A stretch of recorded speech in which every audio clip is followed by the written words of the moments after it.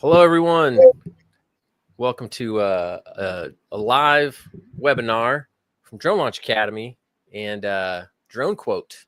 So I'm David Young, the founder of Drone Launch Academy. Michael, Sinuhe, you guys want to introduce yourselves a bit? Go ahead, Mike. I'm Michael. I am with Drone Quote. I've been with Drone Quote for quite some time. I work in really the roofing and solar section. And so that's what I've been doing for quite some time, been in sales for over the past decade. Yeah, I'm Sinuhe. I've been with Drone Quote for almost a decade, and that's actually how far back I know Michael. So we've been having success in growing in the solar and roofing industry, and then more recently, in the last couple of years, last 6 years, I think it's been now 5 years, utilizing drones. Sweet. Well, today we're going to be talking about hurricane, hail damage on roofs using drones to help identify that and inspect that, and some opportunities for drone pilots to capitalize on this type of information to potentially generate some business for yourself while also helping out homeowners. So say hello in the chat for all of you who are here. I'd be interested where you guys are from. You see a Chesapeake, Virginia. I'm also curious how you guys heard about this webinar. Did you see an ad? Were you just perusing YouTube and saw that we were going live? Let us know what brought you here. In the meantime, take a sip of my LaCroix, and I'm going to pull up our my presentation here. All right. So we gave a similar presentation about a month ago, right after all these storms came through. Mm-hmm. I'm in Florida, so we gave one of these presentations right after Hurricane Milton came through, and right before that was Hurricane Helene, and a lot of people have damage. Commercial buildings, a lot of residential buildings have damage, and one of the best and easiest ways to assess this damage is with roofs. New Bern, North Carolina. Hey, Garrison, real quick. I was just a couple weeks ago in Beaufort, North Carolina, right around the corner. Drove through New Bern. All right. So here's our agenda for today. I'm looking. Got an email, Instagram, Facebook. Cool. All right, all over the place. Montana to Virginia, North Carolina. Sweet. All right. Cape Cod. Nice. All right, so we'll do some intros. So I'll tell you a little bit. If you're unfamiliar with me, I'll give you a little background on who I am. Sinuhe and Michael can dive in a little bit deeper into their backgrounds in roofing and solar. They're more roofing and solar. I'm more drone, although they have also used drones for a long time as well. Sinuhe has. We're going to look quickly at storm damage nationwide. What's kind of like the financial impact of these storms, and what the result is. Then we're going to look at common types of hail damage, and then we're going to look at common types of hurricane damage. We're actually going to show you photos of my house after the hurricane. Luckily, it came out pretty good. Last time we presented this, one of my buddies, Root, was here. He does a lot of mapping and has done roof inspection stuff in the past, but he let me some photos of his roof after the hurricane so you can see what that looks like. Then I'm going to walk you through, it's a 4-step process for using drones to do mapping and modeling of a roof build, or of a structure, really, of the whole building, but primarily to look at the roof. And you can use this on just a single building, or you can use this method on like a larger area to look at multiple roofs. So we'll walk through what that process looks like. Then we're going to talk more about the opportunity side of it, like who's actually utilizing these services, what opportunity is there for you as a drone pilot if you are going to be doing this stuff. Then we have a course called Aerial Roof Inspection Pro, and there's some other resources, so we'll tell you about that. If you, we always like to offer discounts at the end of webinars in case anybody's interested in like really diving deep into this stuff. I'll have Q&A after that. So any questions you have about roofs, about drones, about the industry, you can feel free to ask away, and we're happy to answer those questions for you. All right, with that out of the way, let's dive in. So again, I'm David Young, founder of Drone Launch Academy. We started the company back in 2016 with Part 107 exam prep.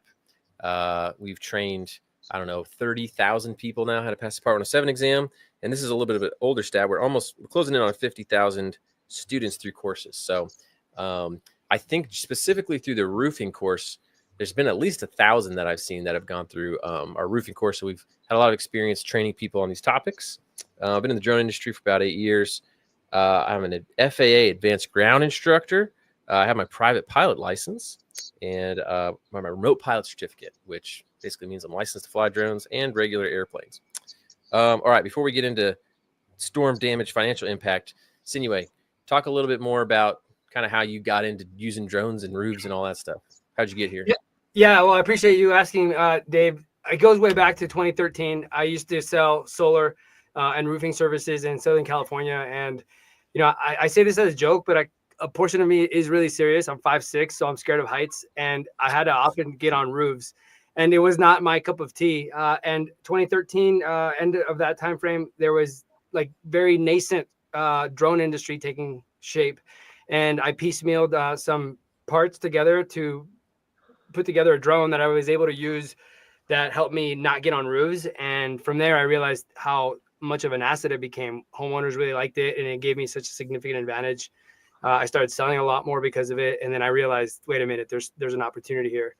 And that brought me to where I am now with Drone Quote. And then, meeting people like yourself, David, and Michael along the way. I think we met on Facebook in like 2018 or something. Is that right? Something like that. Yeah. Yeah. Anyways. Yeah. Wild. Cool. Michael, you want to give us a little bit of background on yourself? Yeah. I've been in like roofing and solar for over the past decade. Joined up with Drone Quad. I've known Sinuhe for quite some time. So that's really the expertise that I bring to the table. Sadly, I don't own a drone nor know how to fly one. One day it's going to happen. But as of right now, I'm just kind of, I stick with roofing and solar. Done a lot of insurance work with roofing, which is always a fun gig. Sweet. All right. Let's dive back in. And if you guys have questions as we go throughout, you can type them in. We'll try to get to them. We will have a full time at the end for Q&A, but we're happy to try to squeeze in questions as we go that are relevant. So let's first look at storm damage financial impact. I don't think I realized how costly storms were until we started looking into this in a more detailed way. But if you look here, average insurance payouts just for hail, right? So between 2019 years, an average annually of 8 billion to 14 billion just for hail related claims. So hail's hitting your roof or whatever, some property that you have, damaging it, and they're having to replace it. So that's quite a bit. It's kind of hard once you get into billions. I kind of like lose context of how much money that really is. It just seems like Absolutely. Yeah. And then looking more at hurricanes. So this is from like NOAA, the National Oceanic and Atmospheric Administration. They, of the $363 billion weather disaster since 1980, have caused the most damage, over $1.3 trillion in total, average cost of $22.8 billion per event. So hurricanes, talk about cyclones, basically is the same thing as a hurricane, and responsible for a lot of deaths. So hurricanes, they cause a lot of damage from flooding to wind damage, loss of roofs, water intrusion, all sorts of bad things. So unfortunately, these storms cause a lot of damage. And drones can help a lot with this. We've interviewed a lot of people on a podcast. I'm not sure if you guys have heard the Drone to 1K podcast. If you haven't, go check it out, which interview drone business owners. I've had Sinuhe on there years ago, actually, at this point. We should update that. Yeah, we should. But one of the earlier ones that I did, that was a video one. This guy started off his drone business, and literally like right out of the gate, it just happened to be around when a storm was, and he knew a guy who was in insurance, and that guy hired him to go out and just help him sort of triage damage. So like they had a bunch of commercial properties that they insured, and they're just like, which one do we need to get to first? We need documentation for all this stuff. We need all these sort of inspected and tagged and sorted. So he worked with them, and I think he said he made 10 grand in less than a month just documenting and doing these roof inspection reports and helping this insurance company sort all this stuff out. So his name is Spencer Boyd. If you're interested in listening to that, you can go back and find that and hear his story on that. But first, let's talk about hail damage and what it looks like. I'm less of a hail guy. I think this was going to be Michael or Sinuhe that was going to talk a little bit more detailed about this. I know a little bit, but oh yeah, that's right. You shared a bunch of pictures with me that I was going to share. Right? Well, Michael would be the subject matter expert. That's where his value comes in terms of understanding the roof aspect with companies. Well, why don't you talk a little bit about hail damage while I'm pulling up these photos and file, but talk about what normally hail damage, that process is of assessing and finding it. I'm gonna while I'm pulling Yeah. this up. Yeah, absolutely. So there's multiple like avenues that you can actually take with this. You can either work on the insurance side or you can work on the roofing side.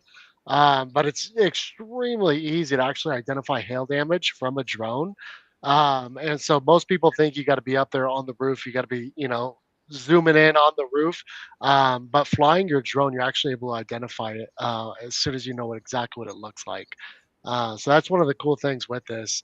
A lot of the insurance companies are actually pivoting towards, rather than having adjusters go on the roof to do an inspection, they're beginning to have drone pilots do it themselves.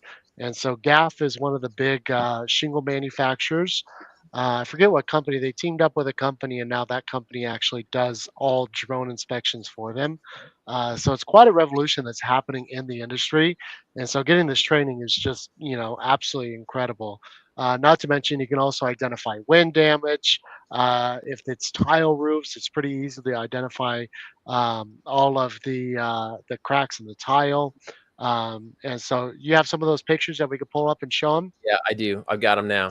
Yeah. Amazing. Ignore my text, Sinuhe. All right.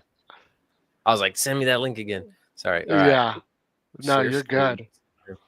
All right. Can you see that? Yep. Yeah. And so this is one of the ones you can see it. I believe this is on the ridge line, right? And so Yeah. part of this training, we're going to go over all the different aspects of the roof, what to look for, because there's certain parts of the roof that you really, are easy to identify. And you can see each of these scuff marks in this image. Those are all hail impact points. The way that the insurance company does it, they're going to do a 10 by 10 mark. And most of them are going to do that if there's 10 to 20 hits per 10 by 10 square, they're going to fully replace the entire roof. And so that's where, doing this drone imagery, you're helping the insurance company, you're helping the adjusters. But from my aspect, it's the roofing companies, right? That's more of the angle that I play from is on the roofing side rather than the insurance side, because every single one of these re-roofs is a big payday for these roofing companies. Mm. And so that's where it really helps. But you can see quite a bit of damage just on this ridge line. You can see it on, the roof on the side as well. Yeah, look at that impact right there. And this is from Yeah. an inch and a half size hail. So it's not Mm. even, significant. Some of these things that you get down in Texas or in the Midwest, it's outrageous the size this hail gets. Hmm. You talking about And this one? yeah, this one. Yeah, those are quite big right there. And so the insurance, they actually just replace everything. Once hail hits, Oops. when we look at it with our eyes, we think that, oh, it's just a dent, it's not that big of a deal. When we see an impact on the shingles, we think it's not that big of a deal. The insurance company pays to fully replace all of it, because it is compromising probably one of the most important things of your home. You have the foundation and you have the roof. Those are the two most important parts of your home. And the slightest, mishap in either one of those is detrimental to your entire home. And so that's why the roofing company is going to, or the insurance company completely replaces these, is because it's so detrimental to the entire property if the roof ever were to go out. And so right here, you can see all of the granules are actually taken away from that hail impact. And what that does is it actually opens up to the felt, which is right below it, and the water will just seep right through. If you get snow, the snow is going to seep right through it, and that creates massive damage, mold, rot, not to mention leaks in your roof. And so that's why it's so important for homeowners to actually replace their roof when they have a hailstorm. So Mm. what you're doing, if you're going out there, you're helping identify it. You're helping homeowners see that they actually do have damage to the roof. I forget what the statistic. I think it's like a third, less than a third of homeowners that should get a re-roof every single year actually get their roof redone. And so it's just most people don't think that you need to. They think it's like their car. When their cars, gets hail damage. If you live in any of these hail-prone areas, you'll see cars everywhere.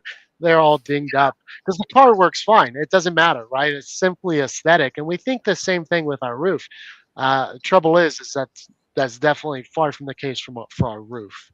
Yeah. So it's extremely important to get your roof redone when you do have hail damage like this. Oh, this one's Yes. battered. Yeah. Yeah. This gentleman, And, that was a fun one right there. and I think What was to that? tie what you said earlier, David, this also applies to like wind damage, because if the wind is strong enough, you would see missing shingles, which are then exposing the underlayment. Yeah, and we'll get to that in the Mhm. hurricane stuff too. Right. Is Yep. this more of the same? I guess there's Yeah, you strikes. could zoom in. Yeah, you can zoom in right there and you can see all these hail strikes everywhere. And so with this, really what you'll do is you'll map off with the software, you map off a 10 by 10 area and you can zoom in and you can count all the different hail marks on there. Mhm. And so it's extremely interactive. It's really easy to identify once you know exactly what you're looking for, once you know actually how to map out the home, how to map out housing tracts, individual homes. And then this is depending on what aspect you can work from this. You can, sell to the homeowner. You can, use it to get the homeowner to the right place. You can give it to the roofing companies, or you can work from the insurance side. So adjusters are always in need as well. Now, what's Hmm. this? What's this guy? Yeah, most people look like, they look at it and they just think that's, bird poop right there. That's actually a hail impact, right? And so you can see that it was, completely just took off all the paint right there. And so this is important to identify. And this is what we go over in there is actually knowing what roof vents are, how many roof vents, what are the roof vents, because that's all going to be important to the roofing companies as well as the insurance adjusters. And you're measuring this with a measuring tape. But let's say you had a good drone map of this, you could just take it and measure in your model and never have to Yep. actually get up Yeah, there with this it. is what roofing companies actually do right now. Is they have to get up there, they have to measure everything by hand. They even do measuring of the roof by hand. But with the drone, it eliminates all of this. And this Yeah, is the way of the industry. Everyone's going this way into drones. and I'll show you that in a minute. I took an actual model of my own roof, like a couple days after that last hurricane came through, and since it was a fairly new roof, it held on pretty good. But I did lose a shingle or two or some stuff on the ridge. So I'll show you what that looks like, and I can show you the 3D model. And I can show you if we wanted to measure something, how we could measure that in there. Yeah, it's pretty remarkable. I think that was the last one. Okay. So that's some example of hail damage. Let's show a little bit of what some hurricane damage looks like. And this is what I'm more familiar with since we get this a lot down here in Florida. So you saw hail. So, all right, so let's look at hurricanes. So when you have hurricanes, and again, Michael and Sinuhe are more of the roofing experts, and I'm more just speaking from experience as a homeowner and having my roof redone after a hurricane. So Hurricane Irma came through in 2017 and caused enough damage to our roof to qualify for a roof replacement. Except I didn't even know that. I didn't know that, even if there's only a smaller percentage of shingles missing, that I could get an entirely new roof from my insurance company. I thought basically in a hurricane, your roof had to be like lifted off of your house and blown away like a tornado to get a new roof. I didn't realize that it could just be over a certain amount. So we got a new roof in like 2018 or 2019, I think.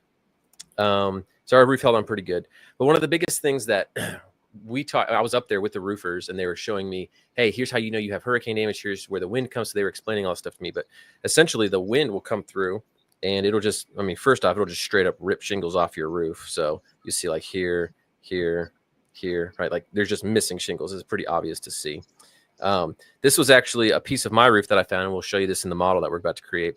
But this is a ridge cap, and I had a piece right there. The wind was coming from this way most of the storm, so I think it just got under there and blew it off, and actually found it. You can't see it here, obviously, but if you go like my yard over here, one of my son found the cap shingle over off in my yard somewhere. We found it. This is actually my friend Root Patel.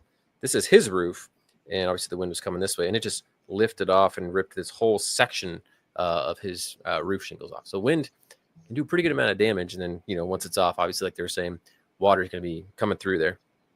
That's just a duplicate there.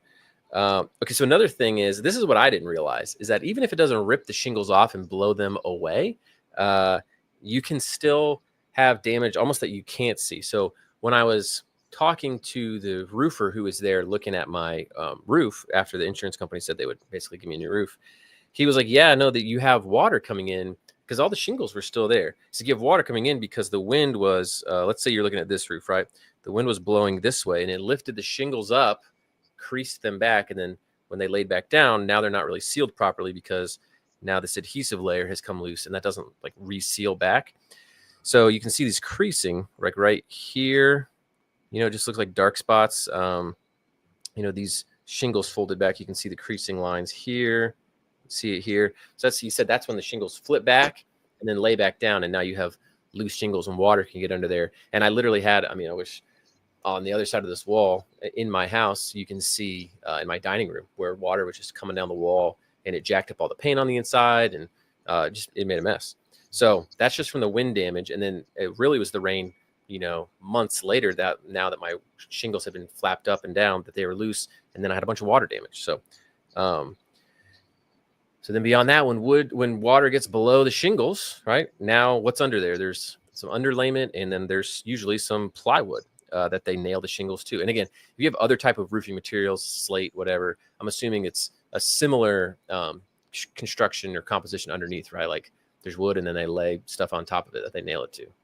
Michael, Sinuhe, is that basically right? I'm not as familiar with other types of materials of roofs, but if you have like a clay tile roof, is it any different? Yeah, it's all going to be the exact same thing underneath. Hopefully, that's what you'd hope for. You never know until you pull up the shingles. But if it's not that, then you're going to have to replace it. Yeah. Yep.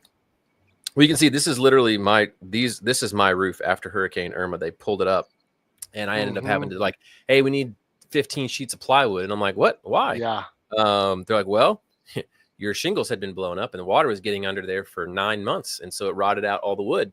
And so we have to go replace it all. And I was kind of pissed at the time because I'm like, well, now I got to pay for more, whatever. I thought they were trying to like pull one over on me. So I was like, oh, I don't think so. Let me see, and I was just being belligerent and wrong.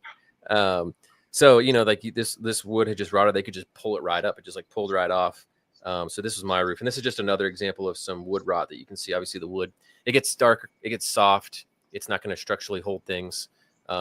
So that's another, you have. So with that, you would actually see the quote unquote soft spots from your drone from the ridge as you're looking down. You'll see like a divot. A divot. Like a large divot, if you will, because it's a large area. That area right there that you circled on the left side, that's probably like 5 feet by like 6 feet or something, maybe like 4 feet by 5 feet or something. Yeah. So doesn't look great. They stand out. Yeah. Okay, so that's a little bit about damage. I'll actually show you real quick a few more examples if I can get it up here. 1 second.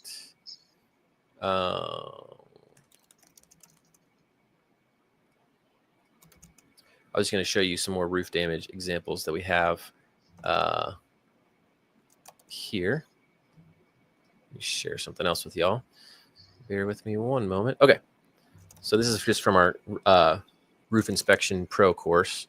So this is some example. I've been showing you a lot of asphalt shingles, but here's examples of other types of roofs. So we go through, I think we have like 4 or 5 different lessons on examples of roof damage in this course. So here's one like a clay tile roof. You can see that just material actually just missing there. Here's another example of some all the granules that you can find in the gutter. That's another sign. Is that right, Michael? Of basically roofs wearing out. Yeah, absolutely. So Sinuhe walks through a number of ways. Then these are all drone shots, right? Just what different types of roof damage you're going to experience. Where you want to like hone in on, usually around vents and obstructions, basically things sticking up out of the roof because that's a place for water to get in. So we can hit some more. So here's just some screenshots we have of like, here's a loose tile. Basically, it was up around this vent, came loose, and is out of place.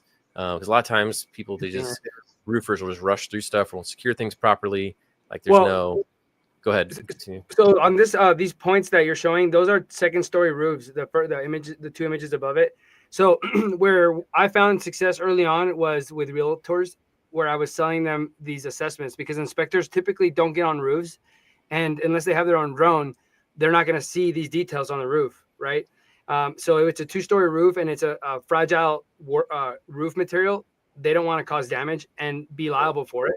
So they'll say, hey, the roof, you got to talk to a roofer. And that's where we come in, because the roofers, well, I won't get into all the details of roofers, how they don't like realtors, but I found an opportunity to fill a need based on the fact that roofers have some opinions about realtors. If anybody here's a realtor, I'm sorry. But you can just see some more examples, see if there's anything. Yeah. So like we talk about, like, this is missing. Now this is exposed wood here. So yeah, we can just get exposed to different types of materials. And also, speaking of that, we go through like on different types of roofs that there are, so that you can see that way. If you're talking with roofers or insurance companies or adjusters, you don't sound like a total moron, and you know exactly kind of what things are. So we go over all like the roof anatomy, terminology, rake, all this stuff, flashing ridge, hips, got these. Yep. Walk you through it. So like get you up to speed on roofing terminology and what things are. And then, we give you a nice little quiz here, so that you can test your knowledge.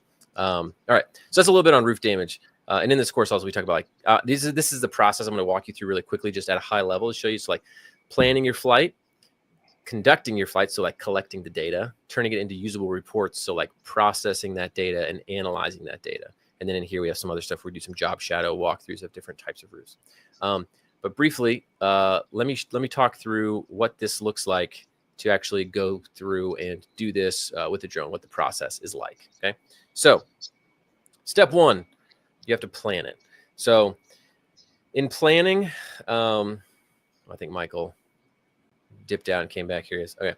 So when you're planning things, you're going to want to know, where am I flying? You have to make an actual automated flight plan. So one of my favorite things to use is a software called Drone Link, just because it's compatible with one of my favorite all-purpose drones, the Mavic Air 2S, which unfortunately I don't think they manufacture those anymore, but it works with a bunch of other drones too. So if it doesn't work, so typically people buy a drone. Some of the more popular like flight automation tools for a long time was Drone Deploy, or similarly Pix4D Capture. And these companies, Drone Deploy and Pix4D, both make photogrammetry processing software, which is basically what's going to take all these different images that you're going to take and stitch them together into that map or model. But in order for people to use their software, they need to fly the drone in a certain way, in an automated way that's going to take exact overlapping photos so that all the stuff can be reconstructed, is what they call it. So they've made these tools. But you have to have a certain access to the software to like load waypoints and instructions to the drone. So when a drone doesn't work with those, it'll often work with Drone Link. They use a different method to control the drone. So I like Drone Link. It was like a one-time payment, I think, for me to use it. It was like $50, but these are usually free because they want you to use their like processing tools. But regardless, you can go to Drone Link. Let's see if I can pull it up for you to show you what that looks like. But it's pretty simple to make, especially if you're doing something smaller scale, or there's not like super complex terrain. If you're going to map something in the mountains and you're going to do 300 acres or something, that might get a little tough. I'm just pulling up here. Okay. So let me just show you what I did. Present Drone Link. Okay. Almost there. You guys see this? All right. So this is what this looks like. This is my house, my neighborhood. It was tiny, half an acre is what I mapped. And you want to have some go around, like, so this is my house, but you want to cover a little bit more area than that because you're trying to get overlapping photos. And then if you want decent sort of like 3D imagery, usually you'll fly something called a crosshatch pattern. So you fly it in one direction, like lawnmower lines, and then you'll come back and you'll fly it the opposite direction. In this case, I also did it just because it's such a small area. The software needs more photos to try to piece everything together. So I just, I was like, well, I'm going to be up there. It's going to take me 2 seconds to do it all. So this one with the Mavic Air 2S at 85 feet above the ground, which is pretty low for a drone, took 3 minutes. And it took 49 photos. Okay. I did this at, I guess 100 feet. I don't know why. Maybe I did it for 8,500 feet, whatever. So once I grabbed these photos and I just take this, you load this software into your drone, hit go, it goes up and it flies. It takes those pictures. This shows 75% front overlap. So basically it's going to take a picture. It's going to move forward to where 25% of the image is new, and then take another photo. Because what the software is trying to do is trying to find all common points in those photos to match them up, and then stitch them all together to create one large photo called an ortho photo, or an orthomosaic image, used interchangeably. But what it does is it stitches them all together, and then it makes everything look vertical up and down, to where that way you can make measurements across it. And it uses that can also create like a 3D model, which I'll show you in a second. So once I did that piece of it, the next step is to, this is the plan. And then collect is really, you're just flying the automated mission. So there's other things that you need to do too, like check your airspace. So if you guys have ever flown a drone, if you're familiar with Lance, LAANC, basically it's just any app like Autopilot with a Y, or what's the other? Loft is a popular one. You can say, hey, I'm here. Do I need to ask for permission before flying here? And it'll say yes or no. And you can just usually do instant approval, especially with like if you're doing just an individual roof, you don't really have to be that high. If you're flying like a neighborhood, you might have to be a little higher, like 200 feet-ish, 300 feet, depending on how much area you're trying to cover. But most of the United States is uncontrolled airspace, Class G. So usually you're good, unless you're in if you're in downtown Fort Worth or Dallas and you're right next to the Class B airspace, like maybe that area is a little bit trickier. You can still get permission to fly there. It just might take a little bit longer. So you've got your airspace authorization. Usually, at least in the course, we go through a process of, if you've never been out there before, how to use Google Earth Pro to check out the area, check your obstructions. Especially if you're going to be flying low, you want to make sure that you're not going to be hitting any trees. So we show you how to check tree heights and adjust your mission height. So let's say I plan that mission for 85 feet. I do have one palm tree out front. Let's say that palm tree was like 100 feet in the air, right? That might be a problem. So I usually check that height and then go a little bit above that to make sure I'm not gonna hit anything. Well, once you do that, you process all this data. So you can use lower cost pay-as-you-go systems like Maps Made Easy or Birdie.io, and I can write these out towards the end. But what I used was Pix40. So Pix40 Basic. I've up to the advanced later because I needed some ground control point stuff, which is not necessarily relevant for this. But you can do this for, I think it's $60 a month, and you get a certain amount of processing credit. It's all cloud-based, and I like it because it's a really nice viewer afterwards. And let me show you what it looks like. Because the other ones will create those images and those ortho maps for you, but they don't allow you to do a whole lot after. I mean, you can do like basic measurements and stuff, but this one's just usually a little bit nicer. Okay. So this is the finished product as you saw before on Drone Link. I'm gonna look. So this is what it looks like. This is just from the satellite data. See, this is like really grainy, a little bit old. Obviously, I don't know if I have any roof damage because I don't know how old this map is. Probably several years old. But if I go over here to the one I just did, I can see, hey, here's my roof. And once the map loads, you can get like pretty granular. Let me take this texture mesh up. So this is the orthomosaic image. So I can see my whole roof from here. If I wanted to, I could have flown this a little more overlap, or I could have flown it a little bit even lower to get like higher resolution. But one thing that you can do is, this is the 2D model. I can make measurements on here if I wanted to, like, draw lines and stuff. You can just use this tool. So if I was like, hey, what's the distance from here to here? It'll tell me the length 2D wise. It'll tell me the 3D length. It'll tell me the slope, some different things like that. So some interesting data that you can get there. So if I wanted the area of my roof, I could go in here and I could pretty quickly grab the area right here. Boom, 2D measurement. And this is in square meters, but I could also change this. And it gives you all this data right here. So I'm going to delete that. But one thing that's cool, I think, is if you go to the 3D view, now you have like a 3D model. It takes usually a little while to load up. Now, I didn't do anything on the sides. So the sides of my house, the model is going to look pretty weird because I did all top-down stuff. But if you look in here, I can look around the model and I can do all like this. Now, if I wanted the sides to be nice, I could have like tilted my camera and flown that way. Because if you look over here, this is an awning. And so it wasn't able to see what was under there. So it just looks like a garbly mess because I can't see what's under these gutters and this awning. But if you look straight down, it grabbed some good info. So I was looking around on my roof for any type of damage that I could find. I didn't see anything. This is just a shadow. I was wondering what this was, but I found, and I looked over here. I didn't see much in the way of damage there, but when I went over here, this is where I found the missing. I was like, ooh, that's missing right there. And again, if I flew a little bit closer to some of this stuff, and I maybe with an angled camera, this would have constructed a more straight line. But I'm like, okay, it looks like something's missing there. I can click inspect, and I can inspect that. And when I click that, what it does is it pulls up all of the images that I took that contained that point in my 3D model. So if you see 10 images are pinned and will be included in the inspection annotation. So I could have said, you know, ooh, all right, I'm going to do a description, missing ridge cap, you know, and I could save that. And then if I can actually export the inspection file, and it would give me this point with this note and all these source images.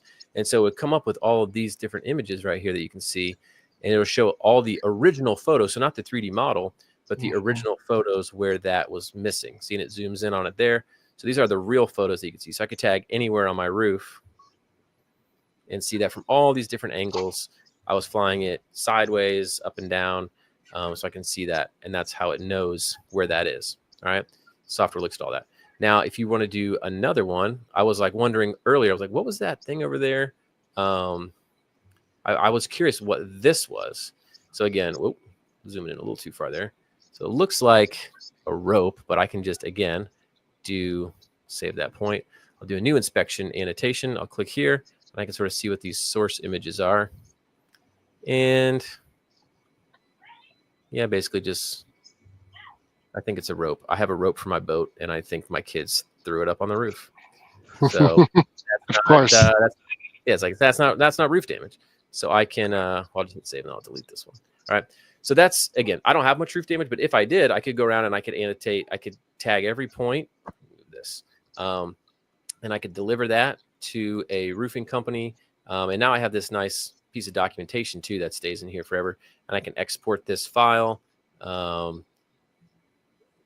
got to turn this orthomosaic back on. There we go. I could export this file or take any piece of it that I wanted to and share it with someone. So that's what the model ends up looking like. And really, it's not, to generate this. I can just show you real quick. If I click here and I click new, and I need new data set, I can just do like test one. So this is a new site. So upload and process images. I say next, and literally I just select images and I pick the images that I captured with my drone. They'll just all be on if you put your card in, they'll just, 100 images will be on your card. You just drag and drop them over. You hit next. It asks you for your coordinate reference system. That's not really relevant for you. That's basically if you were working with like a survey or needed to pin it, you're bringing in engineering plans and stuff like that. That's not really what we're doing here. And then processing, you just say, hey, I just want a 2D ortho and a 3D model. You say next, and it will work in the background for maybe like an hour or so, and then it'll spit out that report for you. So pretty interesting stuff. And you can do that. You don't have to use Pix4D. You can use, like I said, there's other pieces of software like Maps Made Easy, where you just pay for the individual job you do based on how many photos you have. And generally these sites are pretty small. So that's a bit of the process of how you create this thing. Oh yeah, hold on, let me show you here. Since you can't go through this whole process again. This is what it looks like. So this was when I was processing it. I actually took a screenshot. So it showed me where all of the photos that I took were. They're like geotagged.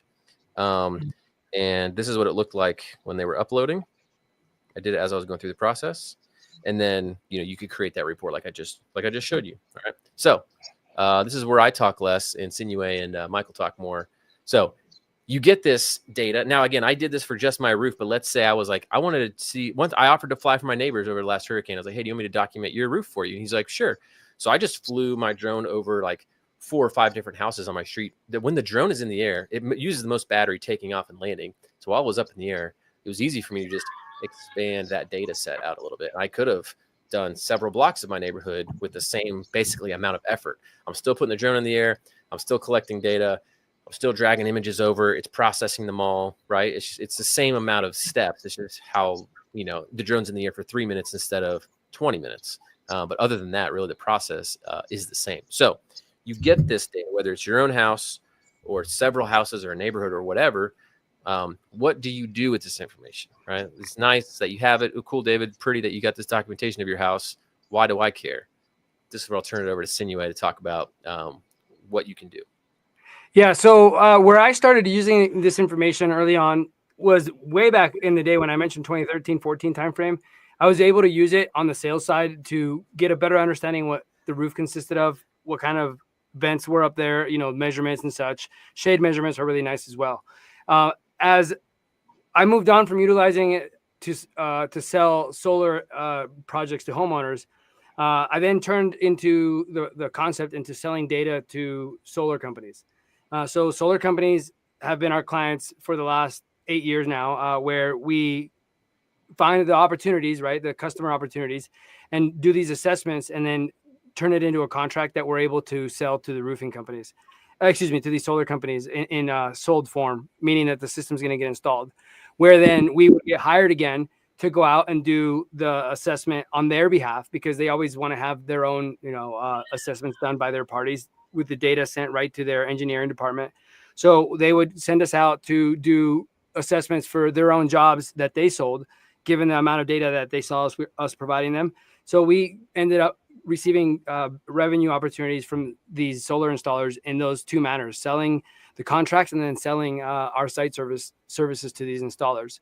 That's come in really handy in the last couple of years. But more recently, it's the data that we are able to gather with the drone and then with what's available on the internet to package it into pretty much leads for these installers. That is rather different from, buying ad space on Facebook and on YouTube and such, because us sending out the drone pilot captures entire neighborhoods, and then we're able to package that data with property information that they're otherwise not getting unless that prospect reaches out to them and gives them their information. That was pretty in depth there. Sorry, I get into the granules there just because it's what I do every day now. Sorry. But it's just the data that we're now selling to installers is where we find the maximum amount of value, right? Because ultimately what it comes down to, they're looking to either make their processes more efficient to reduce their costs, and that includes how they acquire customers. Yep. Michael, I don't know what happened to your video, but I just see a black square. You can still hear me, right? I can, yeah. I don't know what's going on with my camera today. It's all glitchy. Oh, it's okay. I hit the refresh button to see if it'll come back on. Nope, it's still glitchy. It's still glitchy. Oh, there you go. Okay. That's better. Yeah. A little bit. So, Michael, did you have you've been doing roofing sales for a long time? Talk a little about what quite some time. Do for cost of acquisition. Yeah, and so typically what these roofing companies are paying is, they're paying door knockers to go around and knock on everyone's door and just bug everyone and go to every single house, whereas only maybe 1 in 10 or 1 in 20 of those homes actually need a re-roof. And they're paying these guys, and really what they're looking at is their cost per acquisition or cost per lead that actually has damage is anywhere from $250 to $500 is what these roofing companies are paying. And so what we have is we've trained numerous people. We have one gentleman that's full time in roofing now, from taking this course, seeing how incentivizing getting into roofing is. Because what we're training you to do is to go out there, collect this data, and there's multiple avenues once you collect this data. For instance, we're doing a lot of this in Florida right now after the recent hurricane, and so we're scoping entire neighborhoods, and from that neighborhood, we're able to identify which roofs need the re-roof. And once you identify which roofs need the re-roof, really there's 2 or 3 avenues that you can go. Number one is if you want to get into the sales. Which we've had certain people that love that. They love to talk to homeowners. They love to communicate to clients in that regard. They can actually go and they can sign a contingency agreement with the homeowner, meaning that you are now basically their advocate, and you pass that on to a roofing company. In which case, you make buco bucks. You're typically making around 3,000 to 5,000 for every one of those contracts. Or you can deal directly with the roofing companies, in which case you can sell every single one of these homes that you identify the roofing damage on for around $150 to $250 per lead, is basically what you're looking at right there. Sinuhe has some pretty cool tools. Are we getting into that right now? Yeah, Yeah, let me say one thing real quick too. Addressing like individual homes versus like neighborhoods. So they've done this in the past with like airplanes and helicopters, right? So a lot of times cities will hire out literal airplanes and helicopters with either ortho to do photogrammetry or to do lidar scans of basically entire towns because they're looking at elevation or they're documenting different sorts of property GIS stuff with these Mhm. areas. So basically, this is just being done now with a drone instead of flying at 500 to 1,000 feet, which you would do with an airplane or a helicopter doing lidar. Now you're going to do it at 400 feet with a drone or hundreds of feet in the air. So it's not like if you're going to be doing this on a neighborhood basis, you're going to be doing it somewhere where you're not necessarily like getting into someone's privacy. It would be Yeah. pretty inappropriate to fly down at like 50 feet buzzing someone's house. They're obviously going to come outside and be like, what are you doing with flying your drone around my house? But typically, if you're going to do like a neighborhood scan, you're going to be very high up, and you're just going to be able to see rooftop data like you would see on Google Earth or Google Satellite View with their imagery. It's just going to be more up to date and higher resolution than it would be with a satellite. So Yeah, right now the and if you premier wanted to, company doing that is going to be Near Maps. So a lot of you might be familiar with Near Maps, and what they do is they fly airplanes, right? and they're making I think over 200 million a year, just doing aerial imagery. Yeah, Insurance companies are buying this. They're trying to get more high def. But really, the avenue that it's going is they can't get that high definition from an airplane, and so really, what they're switching to is they're switching to drone pilots flying exactly what we're talking about. yeah, So, for instance, GAF is one of the number one roofing manufacturers. They manufacture shingles, and they coupled with what's called Loveland innovation. Technologies. Yeah, yeah, Yeah, Loveland Innovations. Yeah, and yeah, they do full aerial mapping with strictly drones. And so yeah, that's exactly what we're talking about here. So really, in this training, we go over doing the entire neighborhoods versus just house by house individually. But if you're doing entire neighborhoods, yeah, you're not going to be flying at that low yeah. altitude. And if you are gonna, I mean, but there is still an opportunity to go up and say, hey, would you like a detailed, inspection report of like your roof? In which case, then the homeowner knows you're there, and they say, sure. Then you can do the really like low altitude, high resolution, like kind of like the Absolutely. report I showed there. But yeah, we're not advocating you're going to go buzz the tower on people's personal residences all the time. Yeah. Yeah, I should note though, for the sake of just mentioning it, because it's worth mentioning, when you go about offering the service to the individual homeowner, however enthused they may be, even if they're like, yeah, let's do it, I want to pay you for that.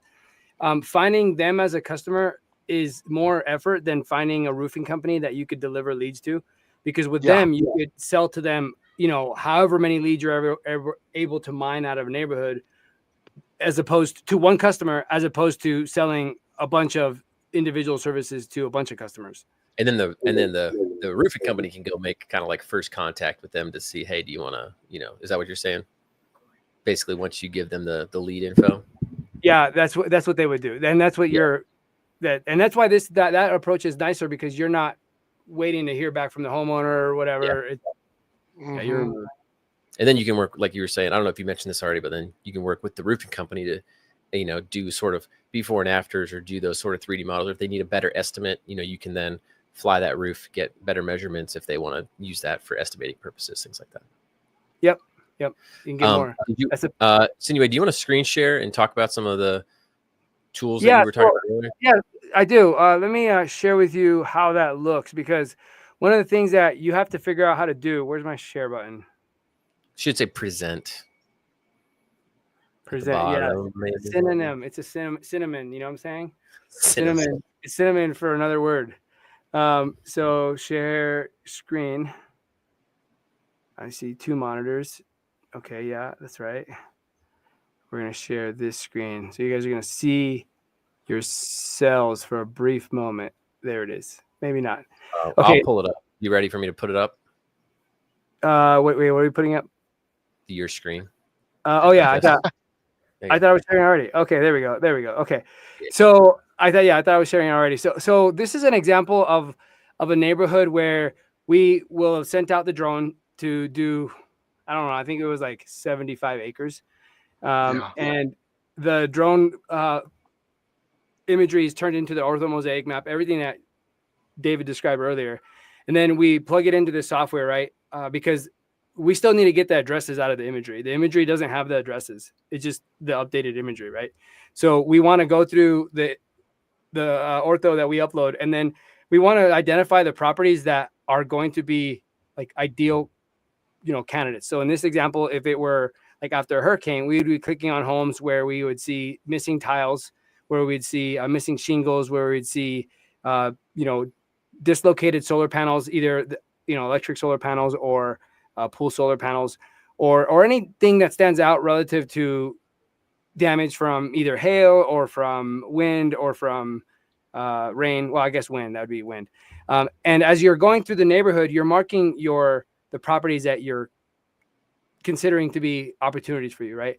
And then you're creating this list on the right side that automatically builds out.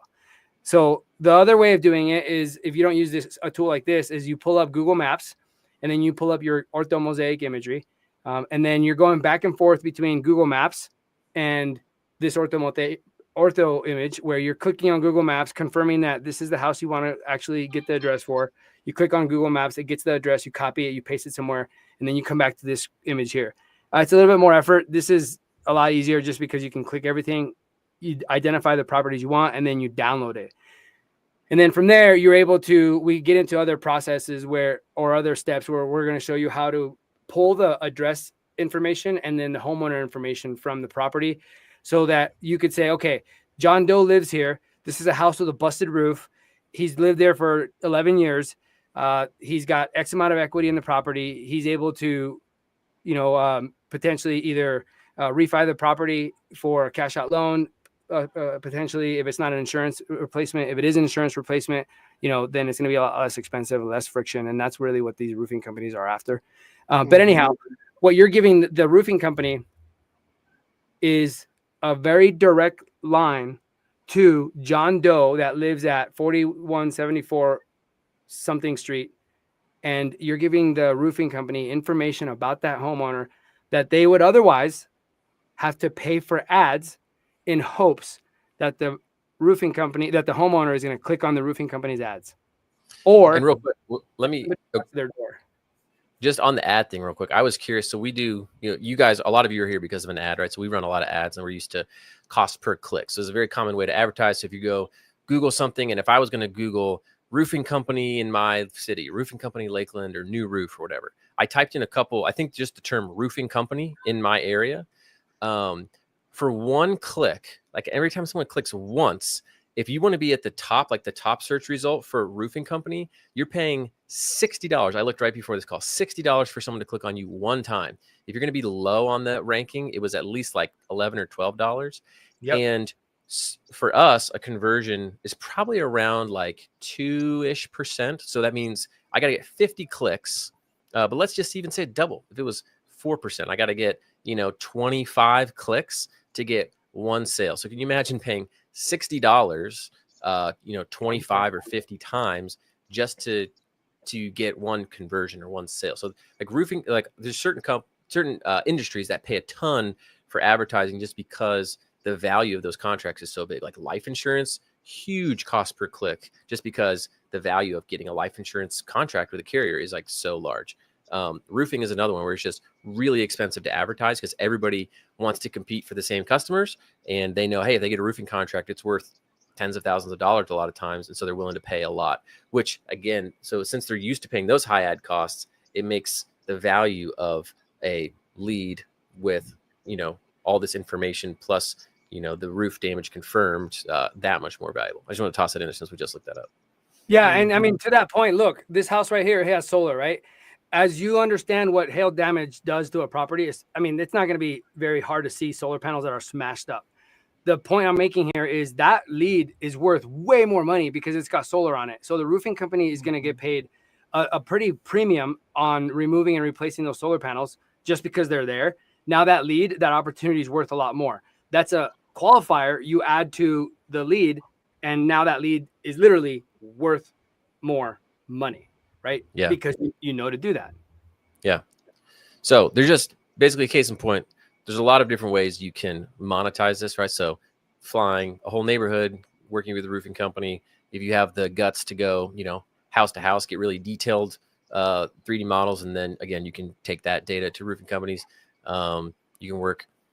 I've seen roofing companies not even on like bringing them back and forth. This isn't as worth as much, but I've seen roofing companies hire drone pilots just to go out and say, I just want you to document what the after looks like so we can use it for marketing. Obviously not maybe your number one thing, but just if you're there and you're taking photos anyways, there's another sort of add-on that you can do for these types of things. Yes, that's the drone pilots that I'm close to. I mentioned, hey man, if you're out and about and you see an opportunity, because I've told them what to look for, like make a note of that property and then come circle back with your drone and fly it, take an aerial image from like 200 feet in the air. Nobody's going to notice. You now have the information on the home. You could see the condition of the roof and reach out to your roofing companies if we don't work that area. And dude, you just gave somebody a tangible lead that is actionable. Like there's drive behind it. And a lot of times too, like I didn't even know that my roof, like personally in 2017, qualified to be replaced by insurance. I didn't realize that there were that many shingles missing on my roof, And so I waited 2 years to get my roof replaced, and there was much more damage that got caused, water damage that got caused inside my house that could have otherwise, been avoided if I would have known that sooner and gotten the roof replaced sooner, since insurance is covering it anyways. So that's the point that Michael was saying earlier when he was saying that like 1/3 of, I don't remember the statistic. I'm not trying to That's less than a third. Yeah, of people don't know that they have a busted roof. Yeah. I mean, because how often are you up on your roof? Not really that often. You Never, don't notice right? it until you see like, why is water dripping in here? And then you got to call a roofing company and get it figured out, and it's kind of late at that point. So, anyways, I know it's getting late, so real quick, we'll stick around for Q&A too. But I wanted to just comment. If you are like, oh, this is really interesting to me, I want to learn how to do this in more detail. I know we've talked. We don't have an hour right now, so we've talked pretty quickly through this process, and you have an idea of how it works and how you can go out and do this. But if you want to learn this sort of step-by-step in our process for doing all this stuff, Sinuhe actually just made a bunch of updates to our course, giving you the process for like working through that data and getting that to to roofing companies. But we have all this stuff training. You saw a little peek of it earlier, showing you how to do all this. So real quick, I'm just going to show you, if you did want to jump on it. Oh, wrong button. I'm going to show you the deal that you can punch in. And if you want to just stick around for Q&A and just chat, that's awesome too. All right. So we have, again, Aerial Roof Inspection Pro was that course. Normally that course is $499. But this is what it looks like. That's like the full price if you were to go buy it, yesterday or tomorrow normally. Some other things that that would be helpful for you is we created an add-on called Solar Roof Inspection Pro. Sinuhe went through this and created an additional course where he talks about if you're going to work with solar companies who are doing, you can do this same sort of like roof scan and work with solar companies for them to design the solar system for that roof. But there's a couple extra steps that they'd probably want you to take, looking at things like the main service panel and some other data from inside the home, like a couple things in the attic. So he just shows you how to get those things if you're going to be working with solar companies, which again, another way to monetize this same skill. Another one, we didn't talk about thermal here, but this is my friend Jeff Carrillo right here. All he does is thermal inspections. And so you can take a lot of these same principles that he uses for finding thermal clients, because he just does commercial roof inspections. You can apply those same principles to just regular roof inspections too. So normally this is like a $99 mini course. That would be another helpful resource. And again, I'm including these for a reason, because we're going to give it a little deal. And then something else that's just really interesting, if you're in this world of, as we're talking about storms, there are energy companies that have drone programs for doing inspections, but they also end up finding people that are like in distress, trapped on a roof somewhere in flooded zones. So we just thought, hey, let's just throw this one in too. So we have another sort of mini course called Search and Rescue with a Drone. Talks about how that process works and how you can do that. So we tossed that one as well. So normally, if you were to buy all these individually, it would be $776 if you went out like, yesterday and bought all this stuff. It's currently for sale on our website. You can go find it. You click on workshops for the mini courses, and you can see the other one. Aerial Roof Inspection Pro. They're all for sale at these prices. This isn't like a made up. This is how much the value is. This is actually how much it sells for. All right. But for our deal here, if you go to ARIP, so Aerial Roof Inspection Pro deal.com, it'll take you to the checkout. The promo code is raise the roof. I shouldn't have made it shorter. Raise the All right. roof.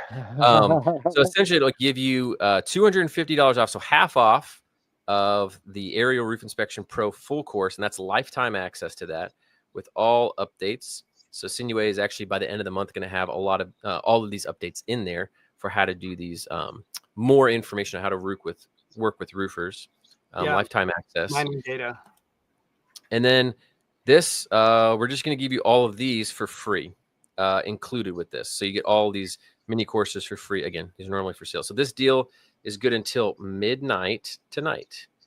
Again, every time we do webinars, we like to do some of these deals and reward the people who were stuck around all the way to the end. So if you want to get in this, you can do that. If you're like thinking about it, like, oh, Dave, I don't know, let me think about it. Just write down, if you have like a little notepad, write down aripdeal.com. That way it's easy to remember if you need to like think about it, talk to someone, whatever, you want to come back later. It's good for the next 3 hours. Okay. So just write that down. That's the deal. Wanted to throw that out there so we can have time for Q&A, but if there's anybody that needed to leave early, at least they knew about this if they were interested in that. Okay.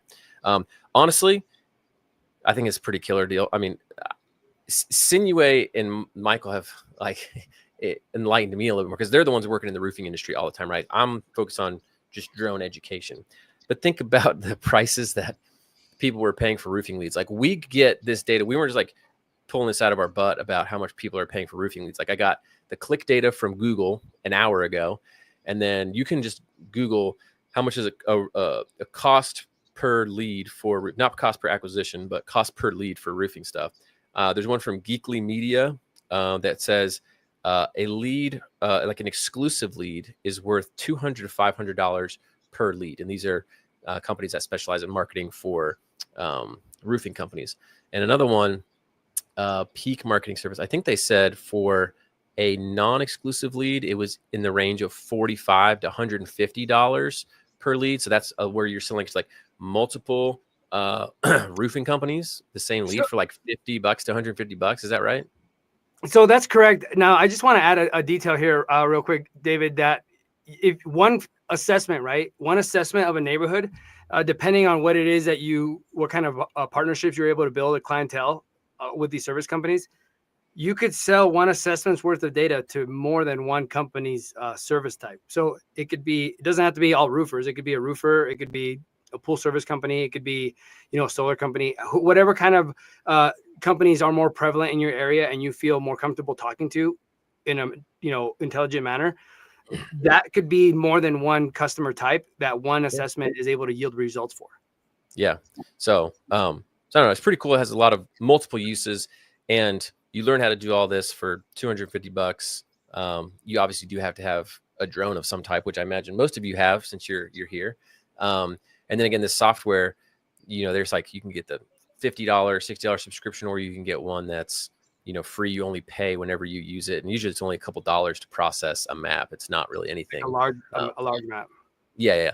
So, anyways, I think it's really cool. And again, if you fly a neighborhood and you have identified 10 opportunities, even if you sold them for $50 each, like the bare low end, that's $500. And then if you go exclusive, it's just what you can negotiate. And then you have the updated documentation of these roofs. So if a roofing company's like, I don't think these leads are going to be very good, you can say, well, listen, here's literally the imagery from yesterday of this roof. You can show them. So it's pretty convincing, right? So so that's that. So when you talk about their competitors and you leverage that, because they don't want their competitors taking advantage of this if they can avoid it. Yeah, that's true. It's like, hey, listen, if you don't want this, that's totally fine.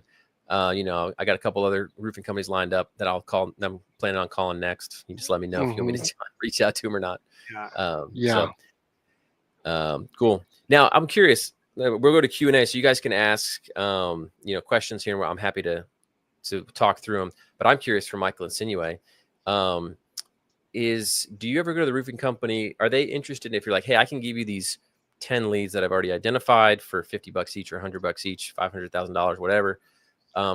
Or our roofing companies sometimes more interested in saying, well, hey, listen, instead of us paying you for those leads, how about if we land those contracts, we'll give you a larger percentage of those deals.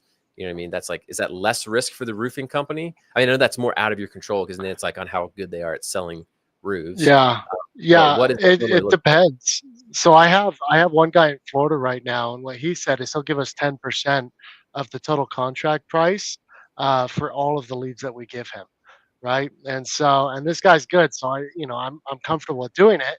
So I could shoot him a list of 20 homes, and what he'll do with those 20 homes is he'll sell probably 20% of those, 30%.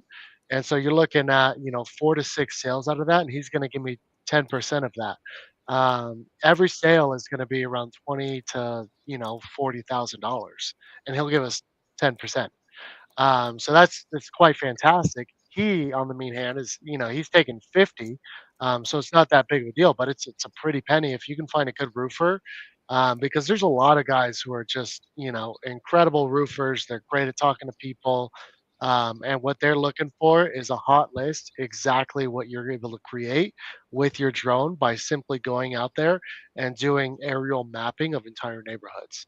And Yeah. a lot of the mapping that we do, and this is what I'd recommend, this is going to be a little secret for everyone that stuck around, is you go out and you map the gated communities. Nobody's going in there knocking on those gated communities. They don't know which homes have damage. The only people that do are going to be the homeowners if they decide to call a roofing company. And so here you are, you're mapping these gated communities, which are going to have a much larger home. Typically, they're tile roofs, which means they're 2 to 3 times more expensive, which means that they're going to make these roofers 2 to 3 times as much money as a home outside that has an asphalt shingle roof. And so you can sell these at a pretty penny to a roofing company. If you find a good roofing company and you feel that you feel you have confidence in them, you can sign up for like a 10% spiff. 5% is plenty. Are you kidding me? These roofs, some of these roofs are, you're looking at $60,000 to $100,000 for these like clay tile roofs that you're going to be mapping. Take 5% of that. You're sitting happy for doing, a 4 minute, aerial inspection. So yeah, finding someone like that is fantastic, or selling them simply lead by lead is a great option as well. So Yeah. Some quick some folks asked what is a good capable drone to start with for mapping and roofing. So I picked ones that were on the easier range budget wise. Like you could go all out and get like a Mavic 3 Enterprise RT kit, like way overkill. It's like $5,000 drone, but you can get. So I have a Mavic Air 2S. I think you can find them used for less than $1,000. The Mini 3 Pro actually just became compatible recently with Drone Link, the software that I showed you earlier. The Mavic Pro 2, if you have one of those, they're and the Phantom 4 Pro. These they don't currently make them anymore, but they're compatible with Drone Deploy and Drone Link and all this stuff. So I think DJI started figuring out that people were using these drones, Mavic Pro 2, Phantom 4 Pro, that they had intended more for like consumer use or like video, photo stuff.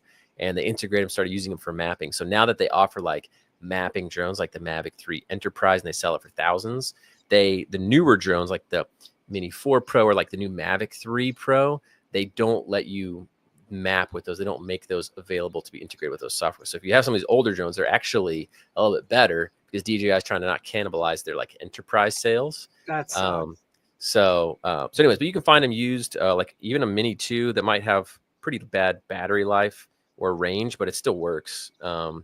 So I've seen some other workarounds, but they're a little bit tough, and you can't get like consistent overlap. But and they get pushed around by the wind a lot.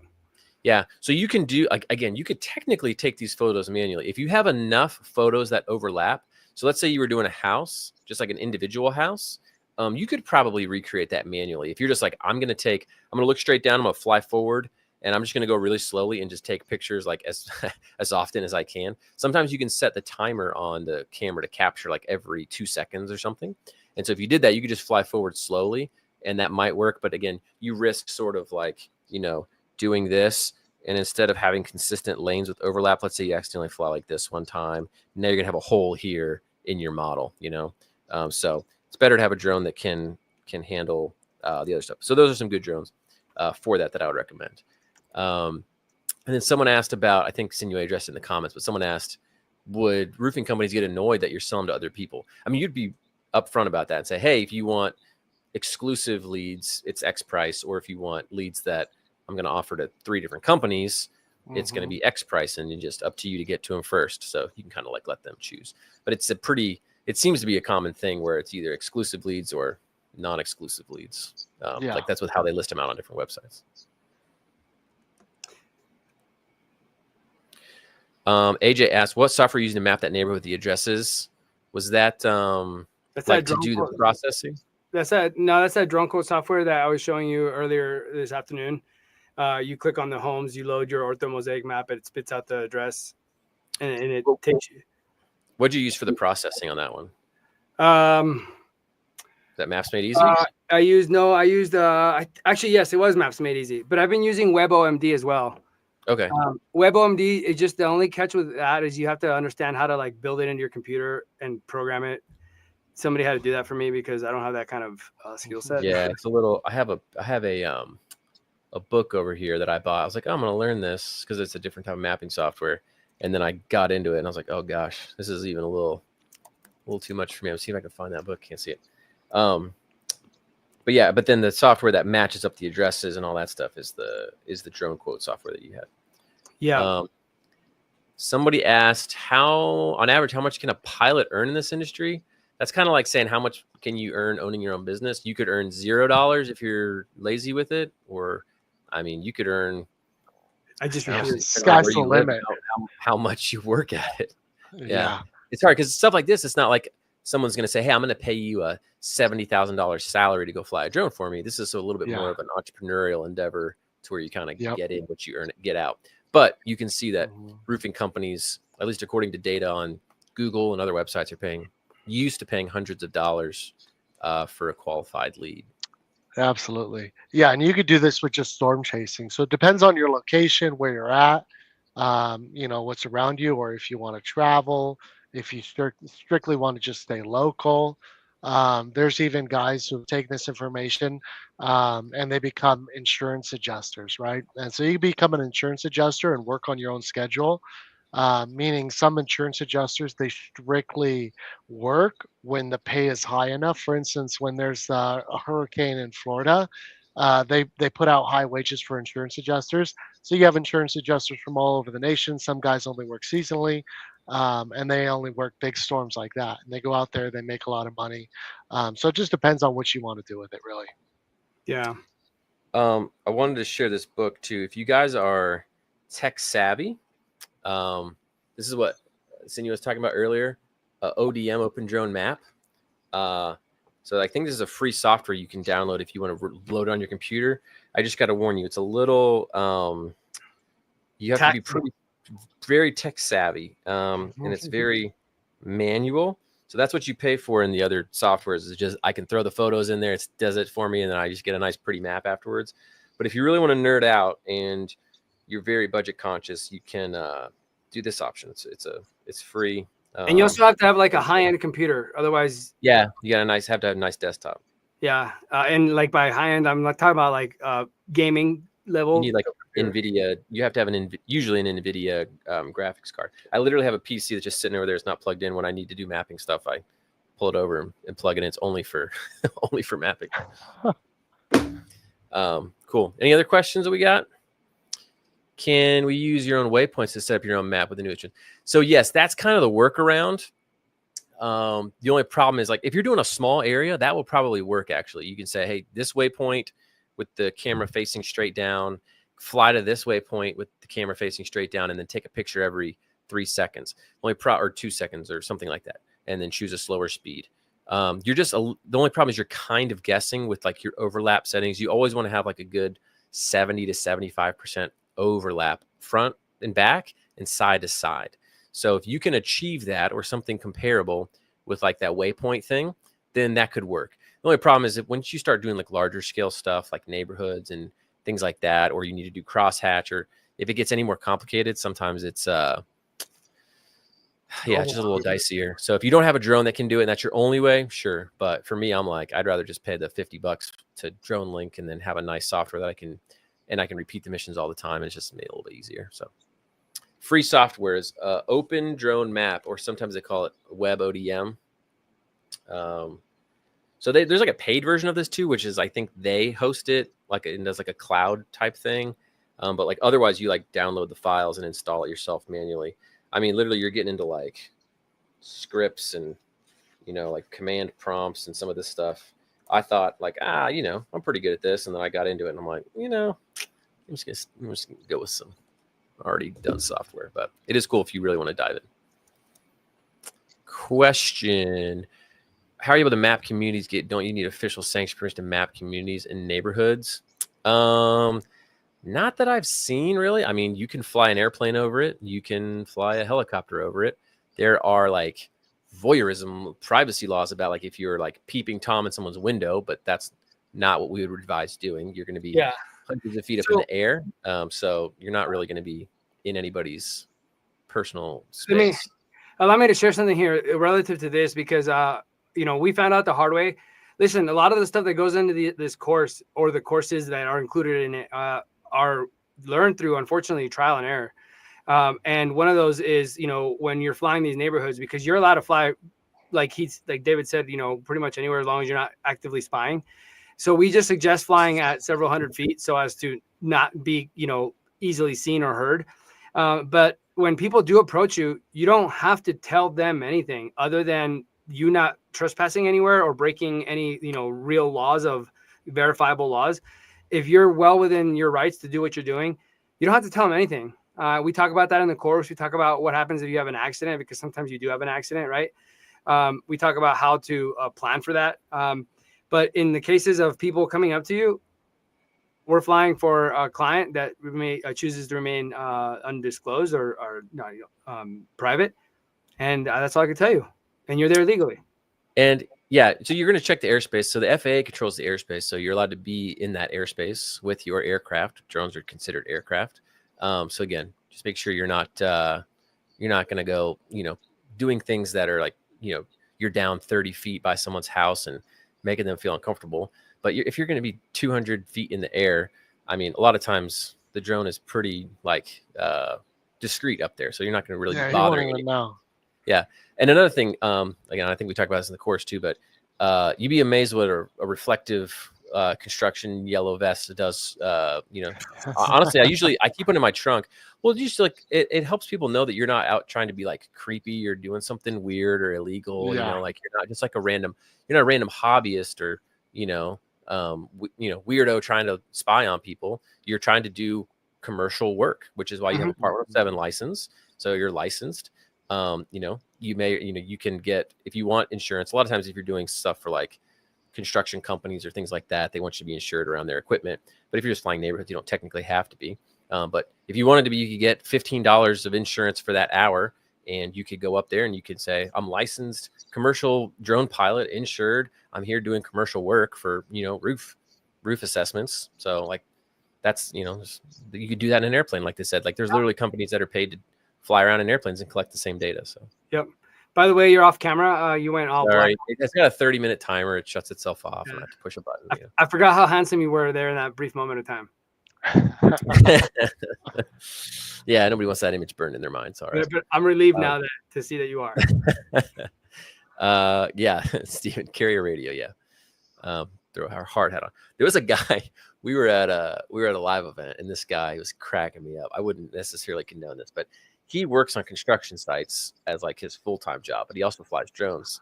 But his thing that he wants to do, it's not directly related to this, but he wants to do documentation of construction sites to help them with safety. So like documenting safety violations and correcting those and working with their safety directors and stuff. But he's like, yeah, I'll just go walk on a construction site sometimes, and I'll just start looking around, and like, I put my hard hat on and my boots and vest, and you just look like you know what you're doing.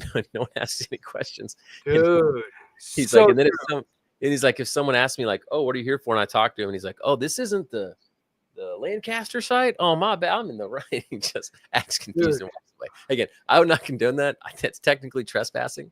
But I'm just saying, if you look the part and you're not suspicious, you can get away with a lot. Again, don't trespass. I wouldn't condone what this guy was doing when he was telling me the story. I couldn't help but laugh a little bit. The lesson there being, though, if you act the part. Oh gosh. I'm just saying. He's on here. Mateo, why did you sit here and out yourself? Oh, damn, son. Hey, I didn't say anything about you, Mateo. That's not you. I was talking about someone else. Whoever that someone else is, I give him credit. A different guy I know. Anyways, he's a good dude. All right. Any other questions? I'm here to learn. All right, great, man. I have not personally done much with Autel drones, but if you have one, a lot of those have their own flight automation tool built into it. And what drone you capture the data in doesn't necessarily matter. All drones will stamp that sort of GPS or rough GPS data on there, which allows for easier reconstruction of the data. So Autel drones should work just fine. Let me just look. Autel. Yeah, as long as you're able to process orthomosaic imagery out of them and then turn them into the right files to draw data out of them, and you have good images, right? The rest of it is going to be the information you're going to get off. That's not going to be coming from the drone. So, it looks like I think it's called the Explorer app. Again, I haven't used much of Autel for the flight automation part of it, but for sure you can. It's called the Explorer app for Autel. So they kind of made their own mapping tool. I'm less knowledgeable about those, but you're going to need. Most drones have at least a 12 megapixel camera, and if you have that, to get higher resolution imagery, you will have to come a little lower to the ground. But like a Mavic Air 2S, which I recommended earlier, that has a 20 megapixel camera, so you can fly a little higher and get the same kind of resolution that you would with something like a Mini 2 that has like a 12 megapixel camera. I've done mapping with the old DJI Spark. I'm not sure if you guys remember that, but I've used that thing and I've mapped, and it did not do great, but it made a map that I could use. So, Oh, let's see. Carlos, good question. There are some, I haven't heard of any that are like super popular or reliable, but I'm sure it's a matter of time. I know there are some that are used for like bridge inspections to identify different types of damage, cracks, things like that for bridges or cracks in runways. But I know Root worked with some guy to try to develop some software to identify hail damage automatically. So there may be something out there. I don't know how much is commercially largely available. I'm not currently familiar, but I'm not saying that I've done exhaustive searches of it. Maybe that would be a good thing for me to check out. Someone says Carlson photo capture my field. Cool, photo capture. Is that for like flight automation? Cool.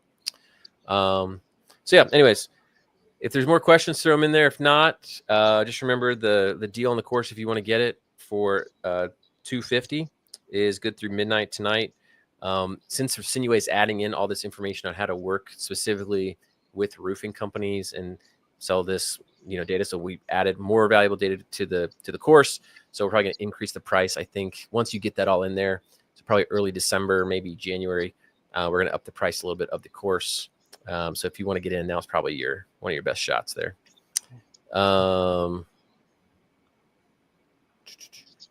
It's like a photogrammetry thing. Cool, interesting.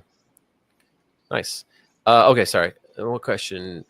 Miss what you're saying about DJI Mavic 3 Pro. So Mavic 3 Pro, no, I'll say this. You can't map in the normal way that you would with like, one of the flight automation tools like Drone Link, Drone Deploy, Pix4D Capture, because DJI tried to lock that out so that you would go with their Mavic 3 Enterprise. But if you're doing a small area, you can try to do it manually. Just try to get a lot of make sure the photos overlap by like 75% ish. You can also try messing around with waypoint missions and say, hey, here's one waypoint, then you fly to the next waypoint, and then you just have the camera pointed straight down and take a picture like every 2 seconds and go slowly.